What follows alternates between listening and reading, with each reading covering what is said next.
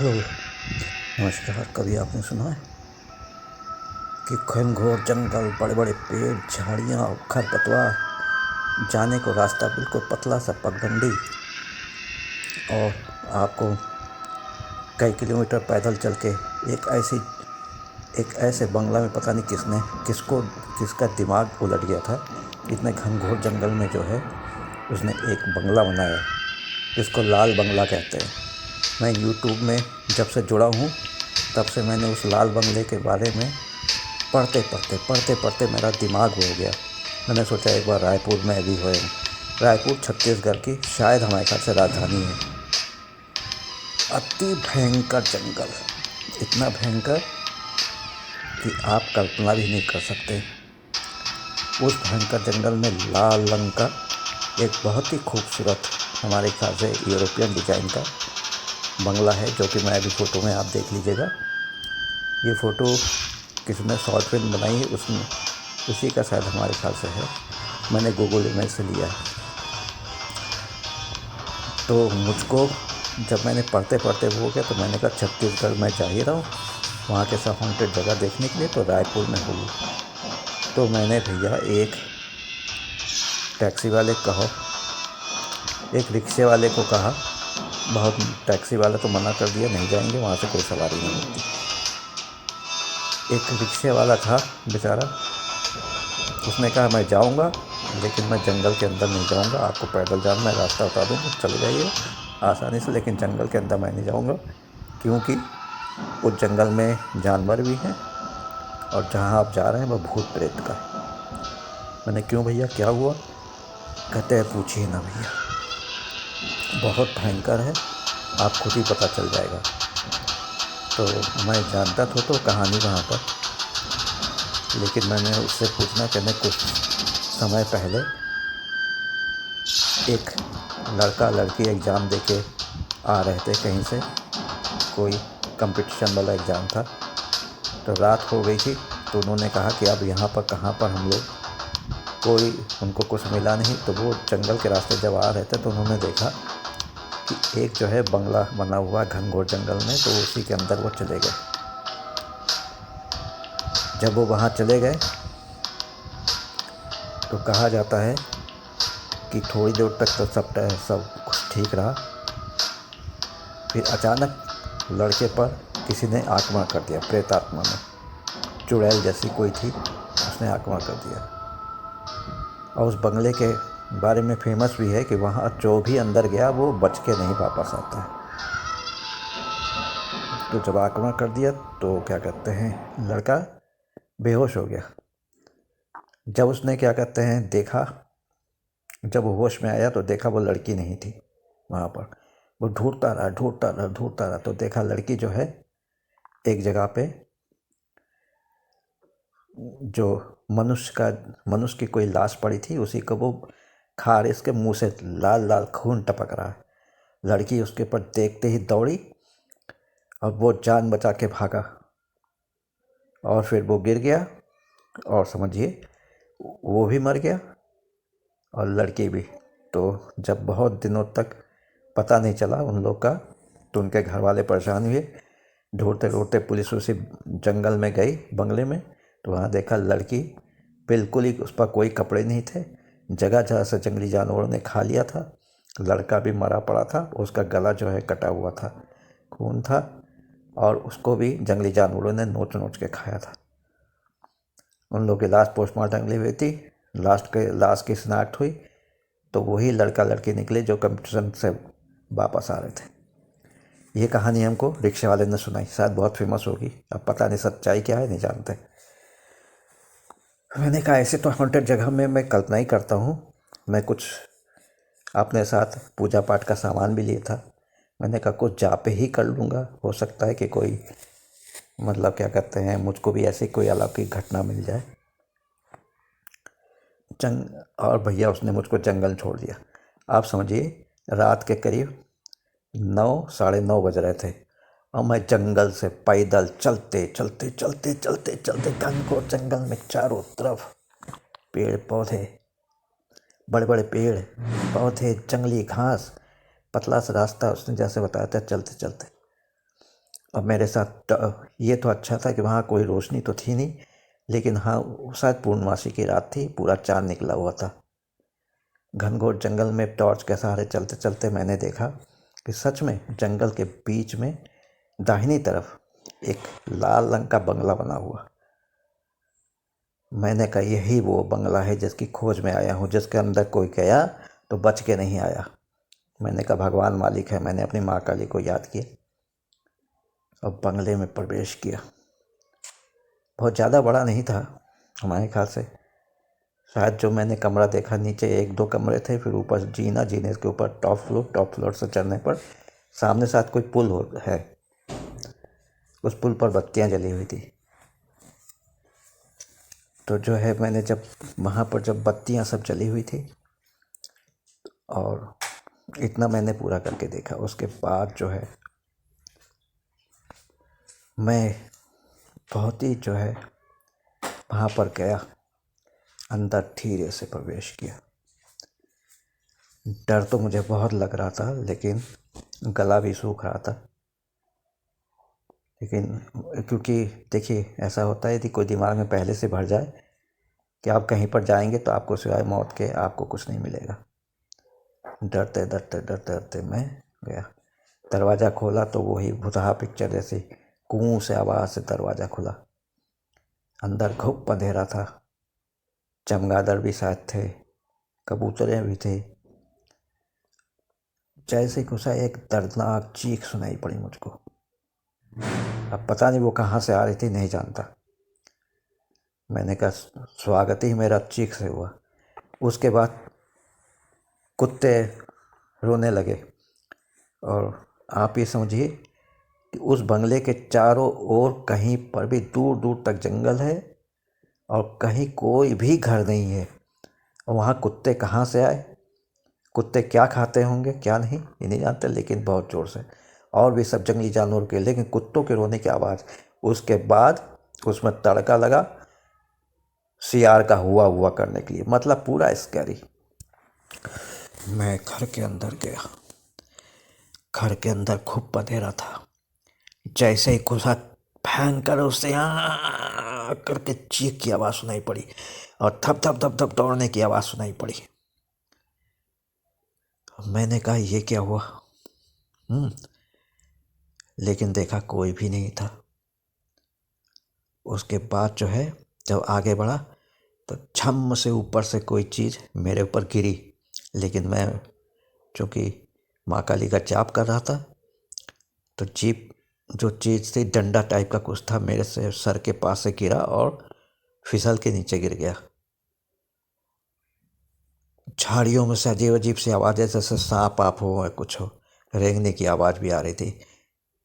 कुछ जैसे कोई चीज़ टकरा के मुझसे निकली हो, ऐसे भी कुछ था।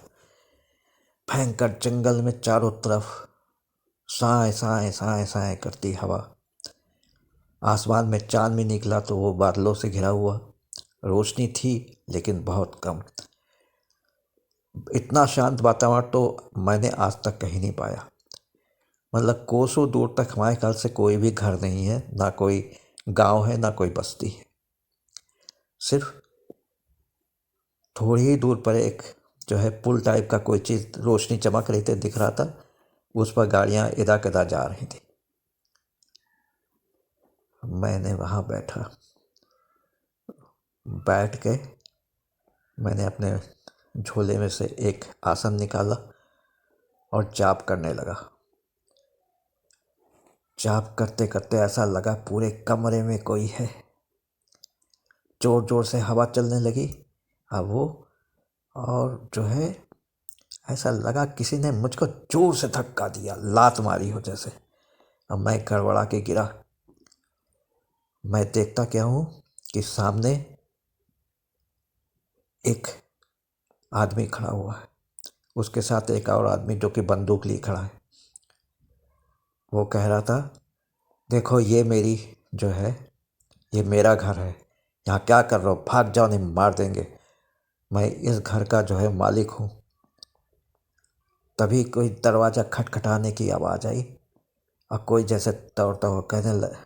तो एक हमने देखा एक छोटा सा बच्चा और एक आदमी, साथ में एक औरत और एक लड़की, 4 लोग आए और कहने लगे, मालिक दया करो मालिक, देखिए मैं आपका पूरा रुपया ले आया हूँ और आप मुझे ज़मीन के कागजात दे दीजिए और ये रुपए ले लीजिए। उसने कहा, कहाँ से रुपया लाया बे? चोरी वोरी की, डकैती की? कल को पुलिस आ जाएगी मेरे पास। कहे, नहीं मालिक, बड़ी मुश्किल से उधार लिया लोगों से कि मैं घर के कागजात वापस करने हैं। ये घर मेरा है मालिक, मेरा जो है बड़ी मुश्किल से मैंने सब बेच बाच के इस घर को बड़े प्यार से अपने बच्चों के लिए, अपने बीवी के लिए बनाया था। ये घर मेरा है। मैंने कहा, फिर उसने धीरे से जो है अपने साथ में जो बंदूक वाला खड़ा था उसको इशारा किया। उसने जो है एक कागज़ निकाला, स्टैम्प पेपर जैसा था और रजिस्ट्री वाला कागज़ उसको दिया। उसमें पूरा घर का जो है वो था।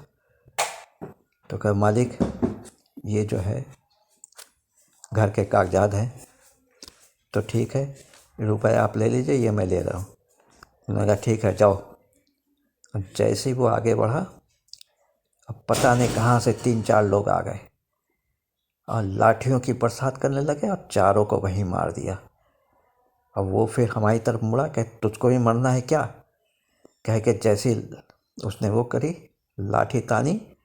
अब पता नहीं क्या हुआ, क्योंकि मैं तो जाप कर रहा था, मैं देख भी रहा था, जाप भी कर रहा था। पता नहीं क्या हुआ कि अचानक सब लोग जो है गायब हो गए, पूरा सन्नाटा।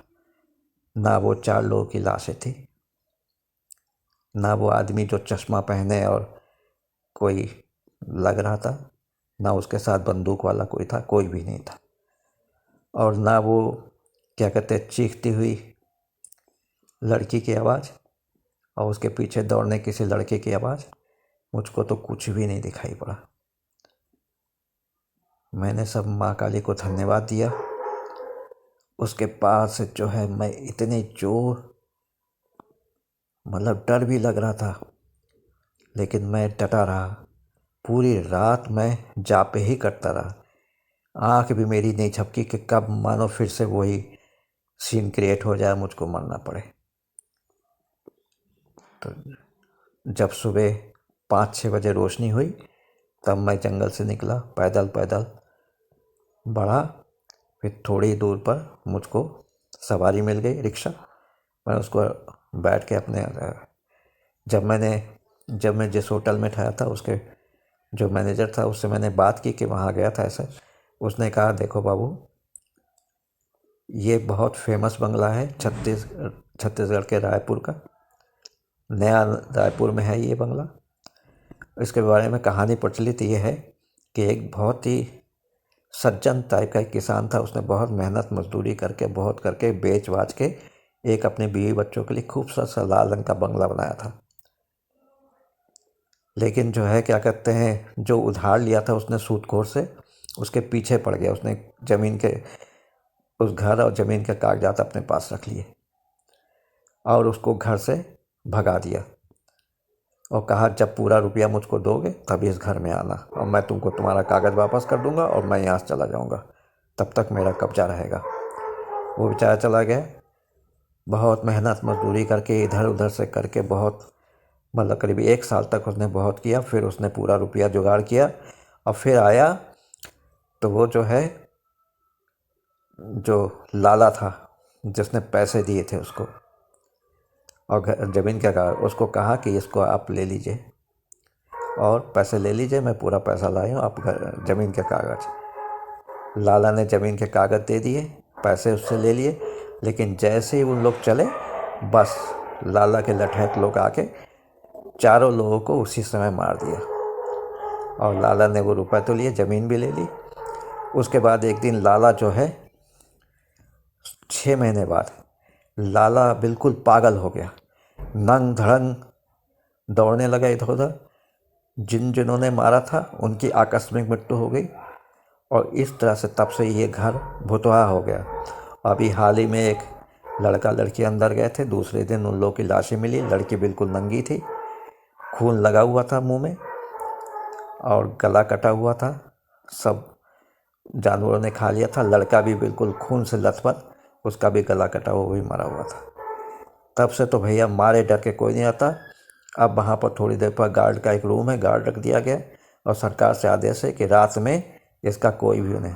हाँ, दिन में वहाँ पर शराबी कबाबी और जो भी गंदे काम करते हैं सब वहाँ जाके डेरा जमाते हैं, लेकिन रात होती शाम होती सबके सब भाग जाते हैं। फिर उसके बाद वहाँ पर कोई भी नहीं जाता।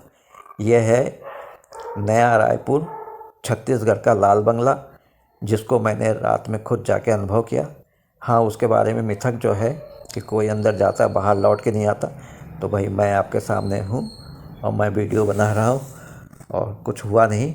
लेकिन मैंने और बाकी छत्तीसगढ़ के बहुत सारे वो देखे हैं, एक एक करके मैं बताऊँगा। जैसे कि मैंने आपको अभी वहाँ का बताया था आसनसोल का पूरा, वैसे छत्तीसगढ़ के जितना मुझसे हो सकेगा बताऊँगा। आशा करता हूँ ये वीडियो आप लाइक करेंगे, सब्सक्राइब करेंगे, शेयर भी करेंगे। और भैया ज़रा व्यूज़ भी बढ़ा दीजिए, मेरे व्यूज़ भी नहीं बढ़ते हैं, सब्सक्राइब भी जो हैं वो भी पूरे नहीं देखते। तो यदि 15,500 से ऊपर मेरे सब्सक्राइबर हैं, यदि सभी लोग देखें तो एक दिन में 15,000 तो हो ही जाएगा, कुछ तो पैसे मिले। अब मैं इसी आशा के साथ इस वीडियो को देख के आप लोग धुआंधार बैटिंग करेंगे और जैसे क्या कहते हैं हिंदुस्तान सब पर विजयी होता है, वैसे ही आप मुझको जो है आज तक का रिकॉर्ड तोड़ देंगे। कि कम से कम मैं चाहता हूँ कि इसमें 2,000 व्यूज़ मिले मुझको, तब तो मुझे बहुत मज़ा आएगा और मेरा जो छत्तीसगढ़ में घूमने में पैसा खर्च हुआ वो तो निकल ही आएगा। धन्यवाद। जय हिंद, जय भारत, नमस्कार। आप लोग स्वस्थ रहिए, सुखी रहिए, संपन्न रहिए। इसी के साथ वीडियो मैं बंद कर रहा हूँ। नमस्कार।